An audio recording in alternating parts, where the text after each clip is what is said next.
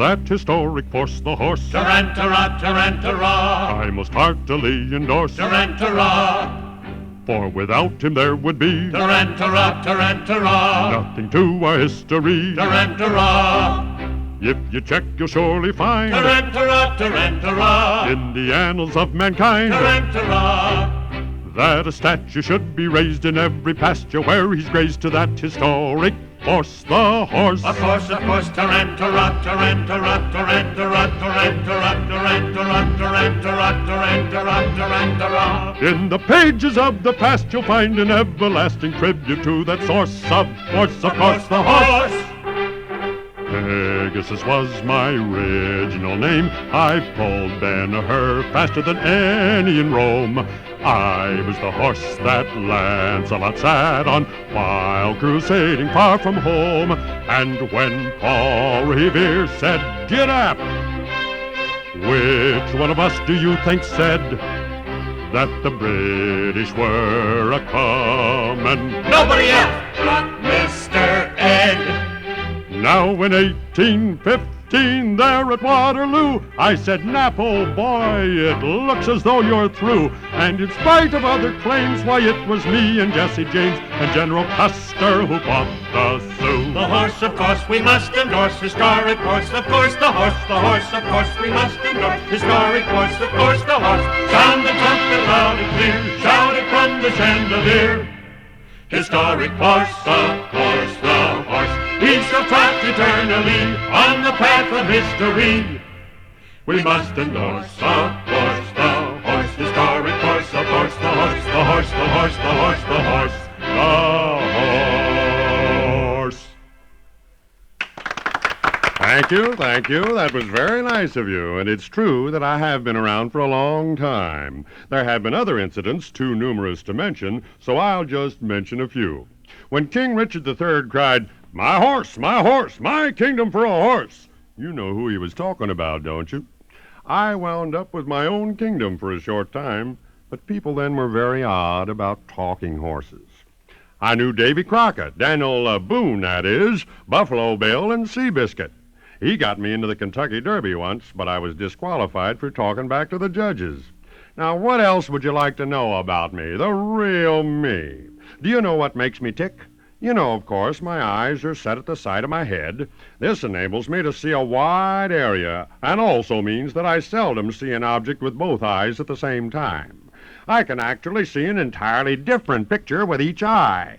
Because my eyes are where they are, I can't see the end of my nose, and if it weren't for those long, stiff hairs on my chin to tell me how close I am to my stall or oat box, I'd be bumping my head all day. I also have a third eyelid, which quickly wipes my eyeball if anything should get on it. And, by the way, who do you think invented the first fly swatter? The horse, of course. My mane and my tail are ideally suited for that purpose. And now that we've gone through people sense, horse sense, and a little nonsense, here are 5 other senses that are most important. It takes an ear to hear with, to capture every sound. A rustling tree, sweet poetry, a Christmas carol round. It takes a nose to smell with, mine's won me many a race. Besides, what else would look right in the middle of your face? It takes 2 eyes to see with, 2 eyes you cannot spare. It makes good sense to treat them with the very best of care. It takes a tongue to taste with, think of peanut butter spread. You'd miss it eating sandwiches, you'd only taste the bread. It takes a hand to touch with, you may not think it much, but you would be completely lost without your sense of touch. Remember, man is the only animal with a thumb and 4 fingers. Here's an experiment for you to perform. You have 2 noses. Take your second and third fingers of your right hand, counting your thumb as your first finger, cross them, rub the tip of your nose with them. There. Doesn't that feel like you've got 2 noses? How does this happen? Well, if you rub your nose with your two fingers in the usual position, you'll feel only one nose. The sensory nerve on the left side of the tip of the middle finger and that on the right side of the tip of your second finger create in your brain the sensation of one nose. But by crossing the fingers, the impressions of the left side of the top of the second finger and the right side of the middle finger are combined. This combination is so unusual for us that we accept these two sensations separately. And so we feel two noses instead of one. Now let's use your senses sensibly. Take an apple, any apple. Peel it, it's smooth and feels good. See it, it's so red and looks good. Smell it, it smells fresh and smells good. Eat it, it tastes sweet and tastes good. Hear it, when you bite into it, it sounds good. You use all your senses just eating an apple. If you covered your nose when you bite into the apple sure tastes flat. We'll try it. Take a bite out of the apple with your nose closed. It doesn't taste the same, does it? That's the reason food has very little taste when you have a cold. Your sense of smell is very important in eating. Why, when I have a cold, my oats taste like sawdust. I'll bet when a termite has a cold, his sawdust tastes like oats. I'll bet. Next time you hear the word apple, even before you see it, you know it tastes good and your brain remembers from the last time. So the next thing you think of is, where can I get the money to buy it?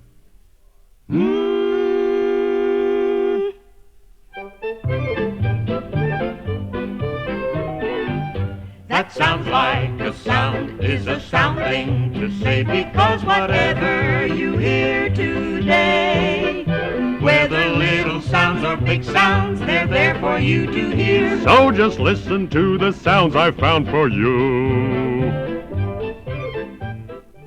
Our world is full of sounds. Whether you live in the city or in the country, you hear sounds all day long. Not a minute goes by without your hearing sounds. We are going to imitate some of these sounds. Why don't you imitate them along with us?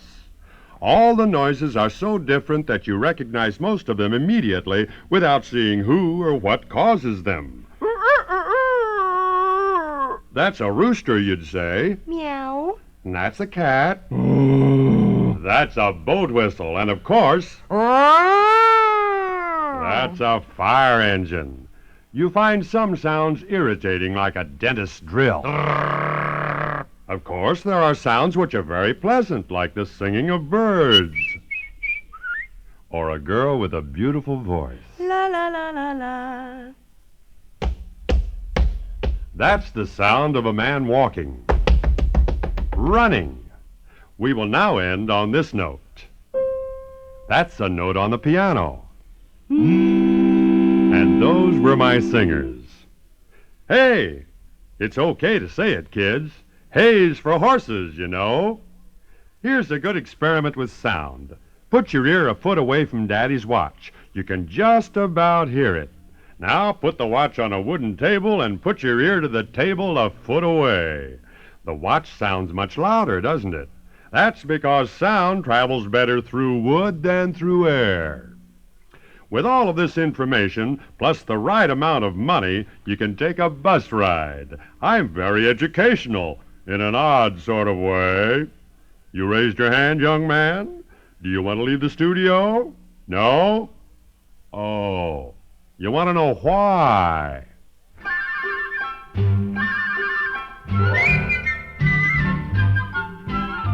Why does popcorn pop, do you suppose? And why do raindrops drop? Why is the blue sky blue? Oh, I know, why do you?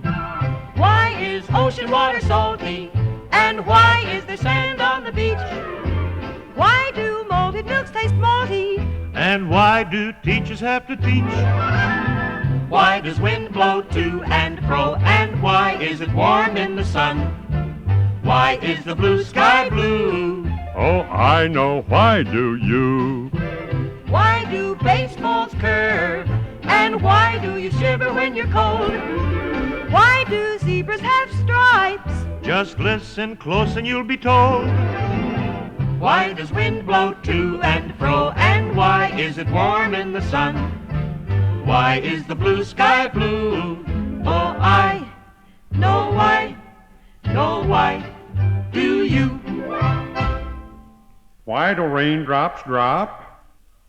Raindrops come from clouds which are full of water. They're cold and heavy, so when they meet air around them that's warmer and therefore lighter, they fall. That's all. Why is the sky blue?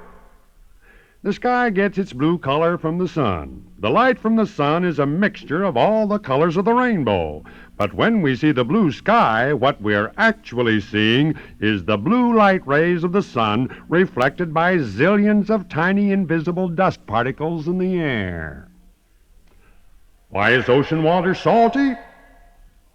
There's a lot of salt to be found in soil, rock, and in the earth. When the ocean waves pound the shore, they collect all this salt. This has been going on for millions of years. That's why the ocean's so salty. Why does the wind blow? Wind is just air that's moving, and it's the difference in temperatures that makes the air move. Hot air is thinner and lighter than cold air, so when this heavy cold air meets the light hot air, the cold air pushes it out of its way, and you feel a little breeze or wind begin to blow. Why is it warm in the sun? It's warm in the sun because the sun gives us our heat, and heat piles up. That's why it's hotter in the summer. The sun is out for 15 hours in the summer and only 9 hours in the winter. Why does a baseball curve? Well, actually, a baseball doesn't curve. The ball spins round as it's going toward the batter, and it whirls air along with it. This whirling makes the air press a little harder on one side than the other, causing an optical illusion so that the batter thinks the ball is curving away from him. And all the time, it's just the batter's eyes that are doing the fooling. You see? The sea, the sea, the sea, the sea. There's something fishy about it. The sea, the sea, the sea, the sea. What would fishes do without it? The sea, the sea, the sea, the sea. Let's see what we shall see. We'll find out some fish have wings. Let's see about the sea. There are some species of fish that fly. These fish have fins that are modified as gliding wings. With these wings extended, they can soar for great distances over the surface of the water. Some fish have been known to fly almost a quarter of a mile this way. They are fast, but the fastest fish in the sea is the sailfish. He swims about 70 miles an hour, or 30 miles an hour faster than the fastest ocean liner afloat. The sea, the sea, the sea, the sea. There's something fishy about it. It's full of sharks and fish that bark. Never, ever doubt it. Fish do talk, even though we don't understand them. Some fish called croakers make barking sounds. Other fishes, as detected by special microphones placed in their domain, make rasping, grunting, squeaking, or squealing noises when talking to each other. There's even a catfish which can make a mew sound. Also, did you know the number of sharks in the Gulf of Mexico increases by 1 million every day? And it's the only animal in the world that never sleeps or rests. I wouldn't go swimming in the Gulf of Mexico without a platoon of Navy frogmen. The sea, the sea, the sea, the sea. Let's see what else we see. Talk about whales, there's many a tale To tell about the sea. A whale is not a fish, as many people think. It's a mammal, but it does live in the water.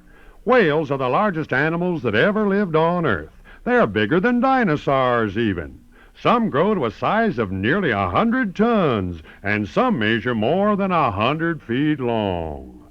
In addition to the sea, our Earth has another important ingredient, air. The air contains the oxygen which we breathe, and air has a lot to do with our weather. For example, hot air means hot weather, and cold air means cold weather. There's a lot more to it, of course. So, singers, Now all together let us talk about the weather. Will it be hot or cold today? What does the weatherman say? Oh, will it be cloudy? Or will the sun say howdy? What should we wear? Will it be fair? What should we do? Can we have an outing? Or will the clouds be spouting? It looks as though the wind'll blow. What should we do? The hottest temperature ever recorded in the shade anywhere in the world took place at San Luis, Mexico in 1933. The temperature in the shade on August 11th was 136 4/10 degrees Fahrenheit.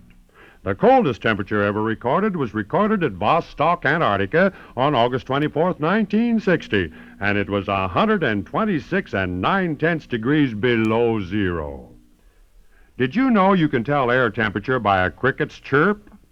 All you do is count the number of cricket chirps in a 14-second period, then add 40. The total will equal the air temperature to within 1 degree 3 times out of 4. Now, how about a weather experiment we can try? Here's a simple one. Anybody can make fog by going over to a cold window pane and breathing on it. At this point, I'd like to teach you something very important, how to count backwards. I received this very important information when I was living in my launching stall, pad, at Cape Canaveral. We climb aboard a spaceship and take off to outer space. We're leaving good old Mother Earth for some far distant place. What will we find beyond the blue? What's on the other side? Let's settle back and just relax, and we'll enjoy the ride. Now gravity is gone, and though we are confined, let's see what's out in outer space, gravity left behind. The sun, the moon, and stars, they're out in full array. Let's see if we can name them as we ride on the Milky Way. Let's take a look around now and see what's out there. The biggest star that we can see is our old friend Mr. Sun. It gives us light and gives us heat, it's really number one. Without it shining down on us, there'd be no life today. So thank your lucky stars, we're only a sunbeam's length away. The moon that sails across the sky and brightens up the night is nothing more than a star, the Earth's for satellite. The shooting stars are meteors that burn up in the air. A comet whirls around the sun with a tail that looks like a flare. And now if we assign the planets to a line and count them as they go round the sun, we'll find they're number 9. The first is Mercury, and Venus is number 2. Then Earth and Mars with its big red glow come gliding into view. Oh, Jupiter is 5, then Saturn rolls on by. Uranus, Neptune, and Pluto, and the Mars across the sky. So if you want to be an astronaut renowned, just come aboard with us and we'll start the old countdown.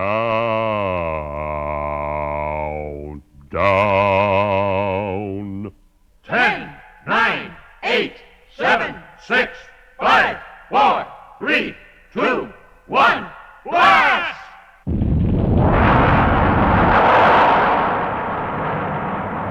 I'm still in the rocket. I don't want to go. I'm not a monkey. But how do I know if someone up there likes me?